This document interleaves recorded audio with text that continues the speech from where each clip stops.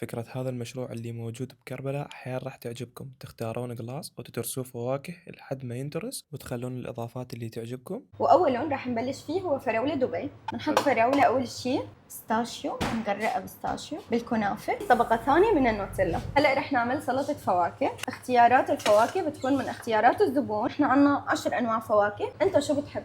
فراولة حطينا، عنب. عنب، يلا حطينا كيوي. رح اعمل لك اياها بالبيستاشيو والوايت شوكليت. جيناكم بالايتم يلي نزلناه قبل فتره اللي هو القشطوطه، فيكم تضيفوا عليها مانجا او فراوله. مثل ما شفتوا جوكا فروت حتى القشطوطة ضيف لكم إياها، وأكيد عندهم الوافل والكريب والميني بان كيك. ميني بان كيك خاص بجوكو فلات، موجود عنا بفرع السناتر وفرع مول الحارة. وأكيد عندهم كل أنواع المشروبات الباردة مثل الميل شيك وعصير المانجا، ضروري تجربوه ما يتفوت أبد. أما إذا حبيتوا تطلبون توصيل فعندهم توصيل لكل كربلاء. كنا اليوم يوم جوكا فروت اللي عنوانهم كربلاء الشارع السناتر جوا جسر الضريبة بصف إيت أند جو.